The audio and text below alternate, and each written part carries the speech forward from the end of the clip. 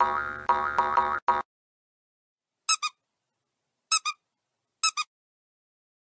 doing hamburger today. I got this meat, or actually my wife got this meat, and she said it was a pretty good buy for $4.99 a pound, and this is 85% hamburger. And I guess with getting up in age, you have to think to yourself, $4.99 a pound, wow. I remember as a kid going to the market and buying hamburger for around 49 cents a pound. So inflation has done the best to all of us. So anyway, hamburger is probably one of the most versatile meats there is. There's so many things you can do with it. But the drawback with hamburger is the fat. But then again, you know, fat is flavor. And the problem with freeze drying, we need to trim the fat from most of our meats because fat does not freeze dry well. And we're kind of losing some of the flavor of the meat as we do that, but really we have no other choice. So I'm frying this up, I'm browning this, and we're going to make a whole lot of freeze-dried hamburger. And in addition to that, we're going to be making some of my favorite meals using hamburger. So we're going to freeze dry half the hamburger as it is, and then the other half, and see, this is 4 pounds of hamburger. So 4 pounds of hamburger will be freeze dried, 4 pounds of hamburger will be rolled into other meals that are really good to freeze dry, and they come back really, really good. So this is my 4 pounds of hamburger, and the thing about this, I don't have a fry pan big enough, so I had to use my wok. And the problem with hamburger, as I was saying, is look at all that fat. Well, I'm going to show you a way that you can get rid of some of the fat. We're going to eventually put this on some paper towels, but we got to get all this liquid out as much as possible. The method I use to getting the fat out of hamburger involves 2 bowls and a middle colander. So basically, this bowl is to catch the fat. This colander is to hold the hamburger, and this smaller one that fits inside is going to act as the press. So we're going to take this and put it in the colander. A plastic colander would probably work, but I think after a while you'd probably break the colander. Now already you can see there's a lot of fat already dripping off of that. So what we're going to do, we're going to take this, we're going to hold the colander, and with our thumbs we're going to press this down and actually press the fat out of our hamburger. And we're going to do that a few times until we can get most of the fat out of this. And from time to time we'll turn the hamburger in here, move it around so we can get more fat out of this, so we can get this ready to freeze dry.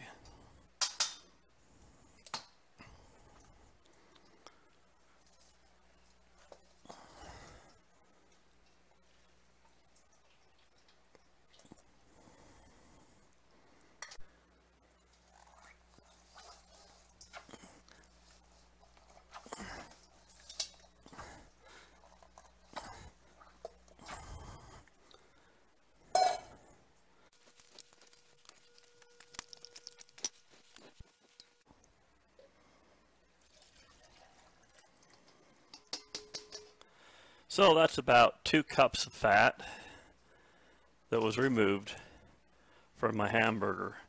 And this hamburger is pretty dry, and I think it's dry enough that, well, we'll still throw this on some paper towels and let it sit for a few minutes to get as much out as we can.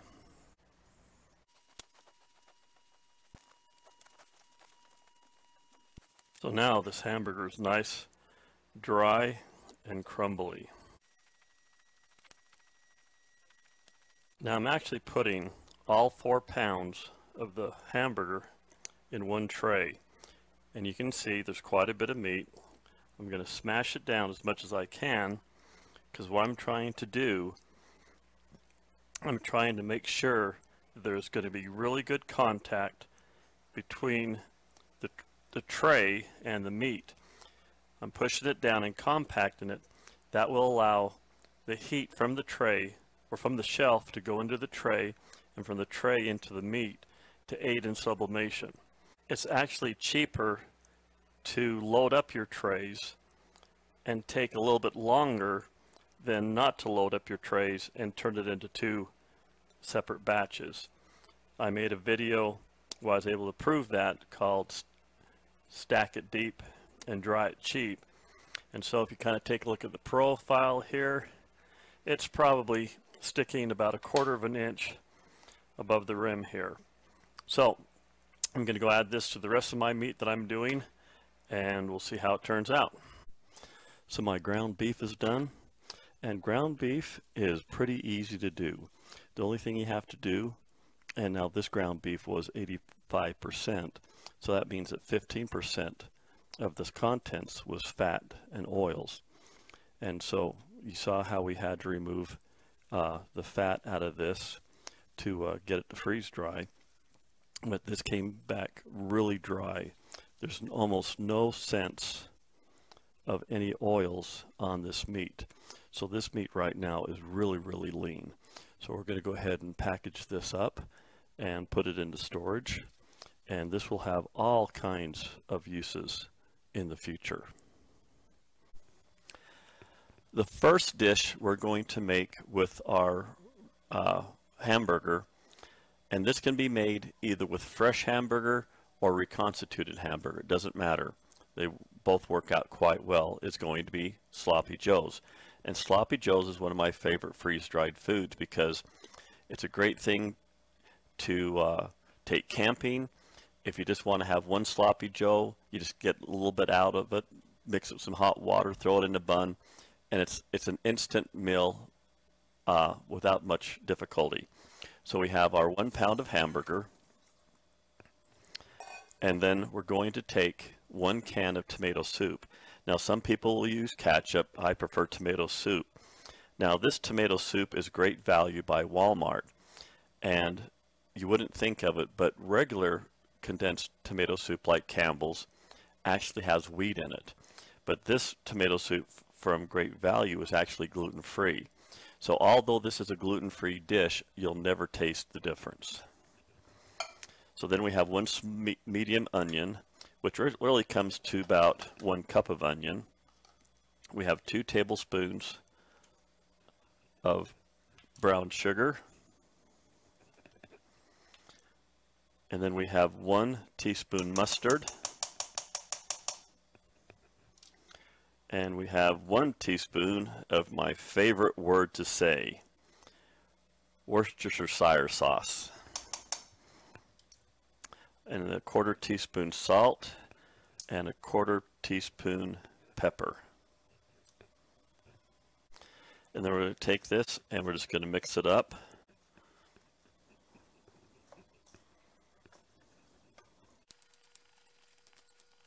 Now, this is all mixed up, but the onions are raw. So there's 2 things you can do. You can either do the onions ahead of time and cook them down, or you can put them in raw and then cook it. So we're going to pour all this into a fry pan and heat it up. Remember, the hamburger is already cooked with all the fat already gone.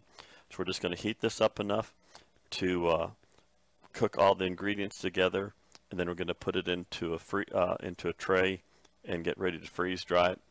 But before we do that, we're going to have lunch. This is hot off the stove. So this is our Sloppy Joe mix. And it smells wonderful.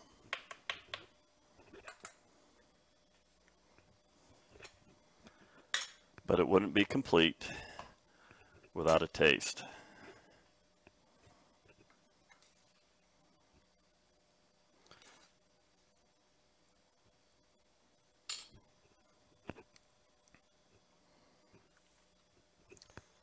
This is a simple lunch. It has about all the components you can think of, and it's one of my favorite foods.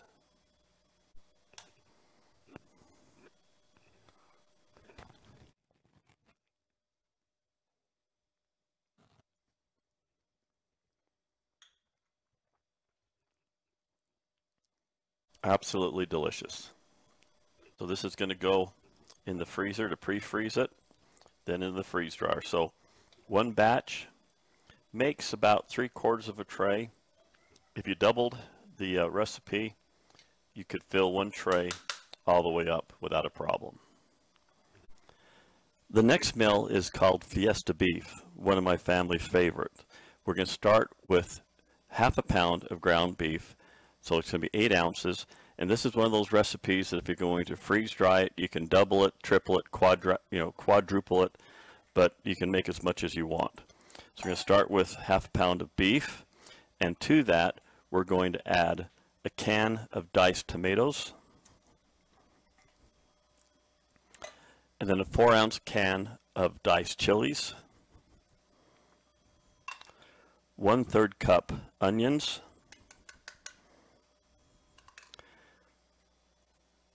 1 teaspoon garlic powder, 1½ teaspoons of chili powder. This is a heaping teaspoon, so it's what we need. And then we have 1/2 oregano, 1/2 teaspoon oregano, 1 teaspoon salt. So what we're going to do, we're going to mix all this together on the stove. Once this is all cooked in together, we're going to add 1½ cups of water and 1½ cups of rice. And then we're going to let that simmer until all the moisture is absorbed by the rice. And here's the Fiesta Beef right off the stove. One recipe of this will fill one entire tray,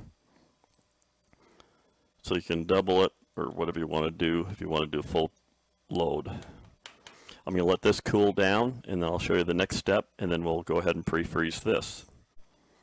This is ready to go into the freezer, but we have one last thing we have to do prior to freeze drying. Now, if you're just going to eat this by itself, the most important thing here is to garnish the top with some good old cheddar cheese or Mexican blend cheese. In this case, we're just going to put this on top and freeze dry this in complete meal with the cheese, and go ahead and freeze dry it and package it up. So we're all ready to go for the pre-freeze, then onto the freeze dryer. These are my 2 hamburger meals that just came out of the freeze dryer. I did the Sloppy Joe, and I wasted a lot of room on the Sloppy Joe mix. If you're going to do Sloppy Joes, I would probably triple the recipe. Just the recipe by itself only filled the tray by 1/3. A lot of wasted space. The Fiesta Beef, a family favorite, came out really good. Out of all my food storage, I probably have these 2 meals the most being duplicated in my food storage, because the Sloppy Joe, I can come home, it could be a Saturday, I could be hungry, I can just throw some of this with some water in the microwave, and I can have a meal in 30 seconds. That's what I love about the Sloppy Joe. The Fiesta Beef is the same thing. It has every food group in it. It has dairy, meat, vegetables, has a starch. It's a great thing to have. So these are my 2 absolute favorites for my food storage, and I will replicate this over and over again.